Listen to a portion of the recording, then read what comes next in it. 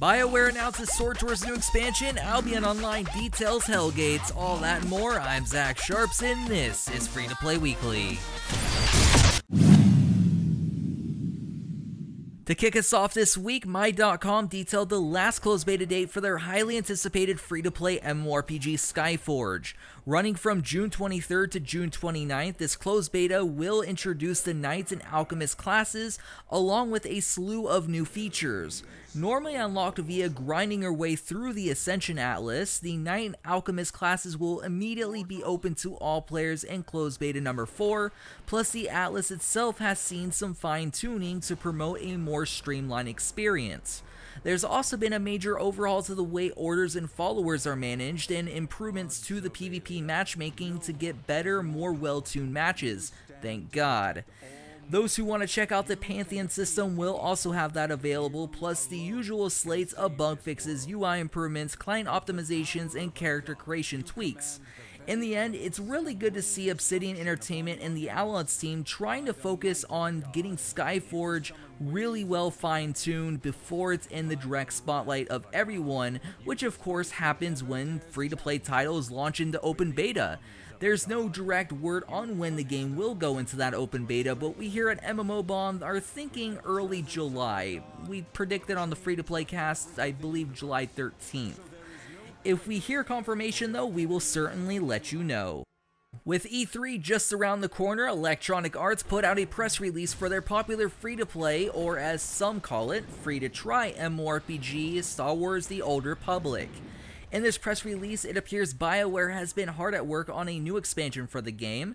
EA stated the following: the largest story-driven expansion to date, Knights of the Fallen Empire, marks a renewed focus on cinematic storytelling in Star Wars: The Old Republic. The expansion will deliver on the hallmarks of what makes a great Bioware game: new worlds to explore, new companions to recruit, and a dynamic story that players will be able to shape based on the choices they make. With little details other than the press release, we can only speculate that the expansion, just like Shadow of Revan, will be a one-time fee of $20.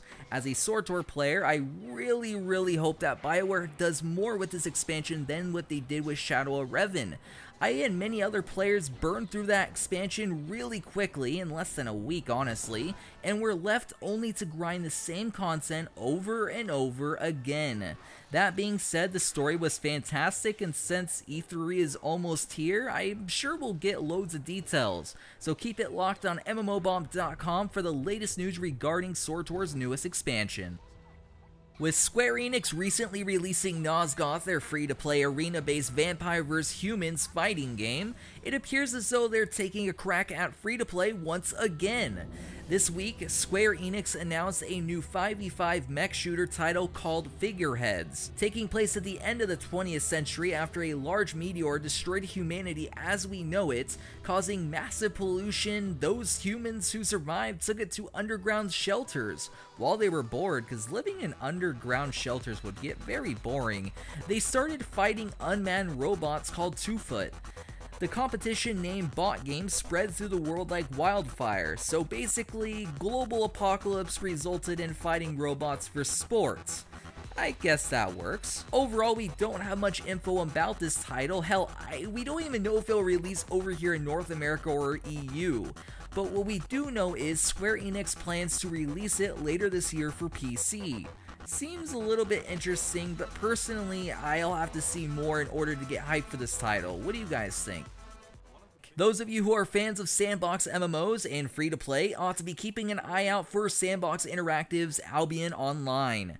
This week, the developer behind the full-loot player-driven economy sandbox title detailed their newest feature called Hellgates. While venturing through the world of Albion, you'll encounter demons walking the earth. When you kill a demon, you have a chance to spawn a Hellgate. This Hellgate can only be entered by you and 4 other players, and once inside, there is a dungeon full of demons for you to exterminate. These demons drop souls, which are required for higher tier crafting within Albion. What makes these Hellgates really intriguing though is you may not be alone inside of them. You and your group of 5 may encounter a second party of 5 adventurers as well, and since this title is heavy into PvP and has a full loot system, you may end up getting wiped out by an enemy party and lose everything. High risk meet high reward. In the end, Albion Online is a cross-platform MMO on Windows, Linux, Mac, Android, and iOS, each of which will be able to play with each other seamlessly. Time for the question of the week. Last week on the show, I asked whether or not announcing a game too early could hurt or help an MMO.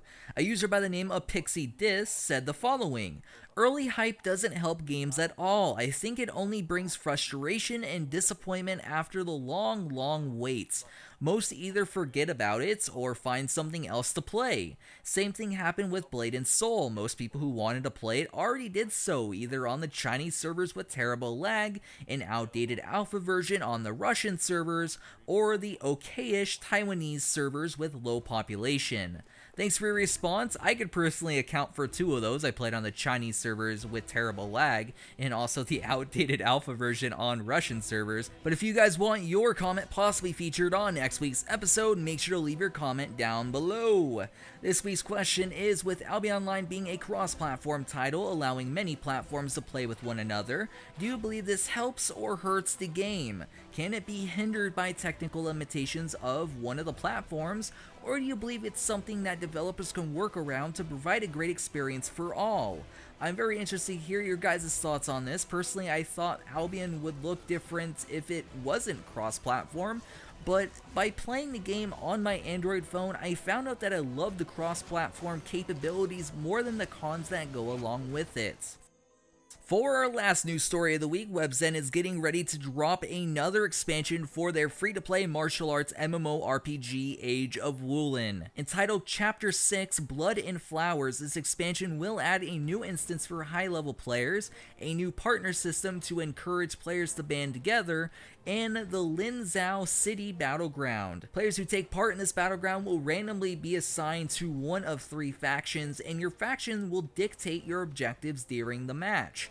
For those who love Age of Wulin, it does look like WebZen continually loves throwing content at you, so I guess that's a plus. You know what is also a plus? Giveaways. Yes guys, make sure to always head on over to our giveaways page on mmobomb.com, bookmark it, check it daily to ensure you never miss one. As for myself, my name is Zach Sharp, signing off until the next video. I'll catch you guys next time.